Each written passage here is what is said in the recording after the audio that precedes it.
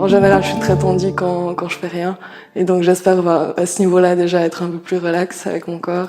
Et puis, si ça peut, j'aimerais bien en fait que je puisse améliorer ma posture en général en fait. J'en ai déjà entendu parler via la danse aussi, et c'est quelque chose de conseillé pour les danseurs. Donc, si ça peut m'aider autant dans la danse que dans la vie de tous les jours, j'aimerais bien. Si vous regardez de dos, vous voyez que le thorax il est légèrement positionné sur la droite, comme ça, et puis que son poids repose sur le pied droit. Alors, ce qu'on voit sur ce profil, c'est qu'il y a un petit conflit d'hyperextension au niveau du genou, et puis que le bassin, dans son rapport avec le thorax, n'est pas en harmonie. Ça fait une petite compression ici au niveau lombaire.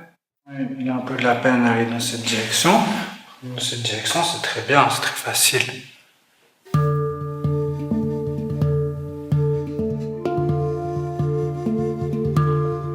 Voilà.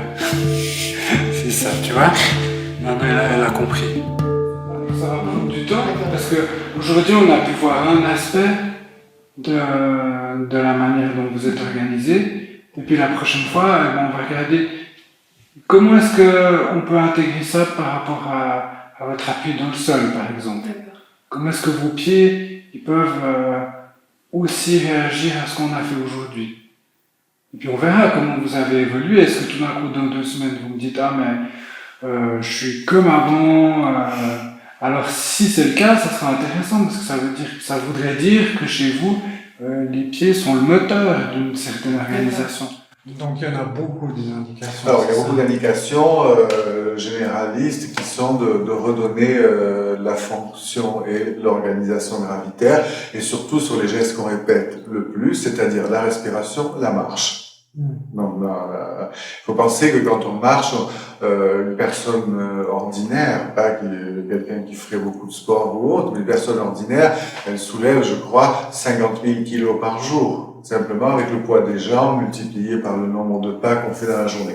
Donc, la manière dont on soulève ces 50 000 kilos va avoir un impact incommensurable sur l'ensemble de mon organisation. Donc du coup, le Rolfing travaille sur 2 niveaux. Il travaille sur la gravité à travers le remodelage des fascias, mais il travaille sur la gravité sur l'éducation. C'est-à-dire que l'organisation gravitaire, elle est principalement faite par les petites cellules réceptives que nous avons sous les pieds, qui sont sensibles à la pression, et qui me permettent de savoir si je suis en train de tomber en avant ou en arrière. L'oreille interne, qui comporte un ensemble comme de petits fils à plomb, c'est une métaphore, et puis le regard, qui me permet de saisir les verticales externes.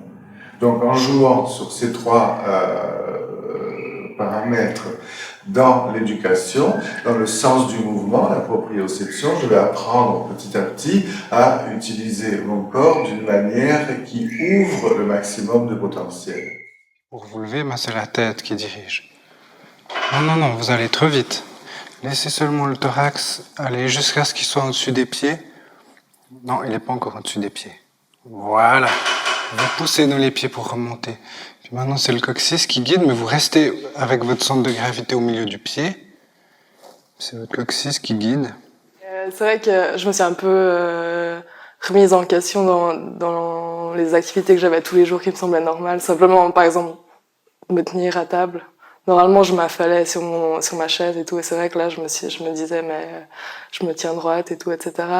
Et je me suis rendu compte aussi que dans les positions que je pensais détendues, entre guillemets, justement, typiquement devant la télé, quand j'étais dans mon fauteuil et tout, et vraiment, j'étais comme ça, et je pensais que j'étais détendue.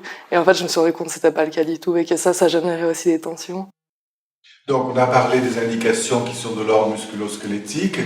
Il y a une autre série d'applications qui sont peut-être pas directement évidentes, c'est tout le système viscéral. C'est-à-dire les viscères sont suspendus sur le squelette à travers des ligaments. Donc un gauchissement du squelette va mettre une viscère en positionnement négatif et empêcher sa motilité profonde. Les organes ils sont entourés de membranes. Et les organes doivent pouvoir coulisser les uns par rapport aux autres en fonction de nos mouvements. Alors là, ce qu'on travaille aujourd'hui avec Mélanie, au niveau de l'ouverture de la cage thoracique, ça doit s'accompagner d'un mouvement fluide de l'estomac. Et chez elle, l'estomac, il n'est pas toujours habitué à avoir des informations très très claires. Suivant la question que pose le patient, il va y avoir un peu plus de travail de pression, de travail manuel sur l'ensemble des fascias, ou un peu plus d'éducation, un peu des deux, ou un travail facial, et puis après, à la fin de la session, un travail pour que la personne se rende compte du bénéfice qui a été acquis, de manière à ce qu'il soit pérenne, c'est-à-dire qu'il puisse se conserver. Ce qu'on pourrait dire, sinon, s'il n'y a pas un minimum de conscience, si je remets le corps en place, mais que la personne ne s'est pas rendue compte du changement qui était intervenu, il n'y a aucune raison qu'elle ne reparte pas sur sa posture originelle. Les œillères sont fermés devant. Donc, concentrez-vous sur cette nouvelle perception dans la mâchoire. Laissez la mâchoire complètement... Voilà, c'est ça, c'est ça. Laissez la mâchoire libre. Encore, encore, encore. Respirez bien. Voilà, c'est ça. Ok, ben là, c'est bien. C'est quand même un travail à deux. Enfin, j'ai l'impression que quand il fait des manipulations, des fois, c'est inconscient, je pense, mais il me dit c'est bien, ça se passe bien maintenant. Et je le sens dans mon corps qu'il y a quelque chose qui a changé. Je sais pas si c'est grâce à moi ou si c'est vraiment que les manipulations qui font ça, mais j'ai l'impression que c'est un peu donnant-donnant en fait. Et je pense aussi ça m'a permis de me recentrer un peu sur moi, sur ce que je ressentais, parce que c'est vrai que d'habitude quand je fais des mouvements, des actions, je pense pas du tout à comment je les fais, etc. Et là à la fin de chaque séance, Mathias me demandait comment j'avais ressenti ça, etc. Et c'est vrai que c'est des questions que d'habitude je me pose absolument pas, donc là aussi ça m'a permis d'avoir une autre perception de moi-même. Puis, à mon avis, peut-être la chose fondamentale, ça va être l'impact psychologique. Non pas de rentrer dans l'histoire de la psychologie, mais d'en rentrer dans ce qui, de la psychologie, a pu faire un gauchissement du corps. Alors, à travers une réorganisation de mon assise gravitaire, je me redonne un potentiel d'action et je me redonne aussi un potentiel de relation. Pour ma part, ça lie beaucoup à l'émotionnel et au relationnel avec les gens parce que je suis obligée de me tenir très droite, d'ouvrir ici et j'ai toujours été plutôt quelqu'un comme ça.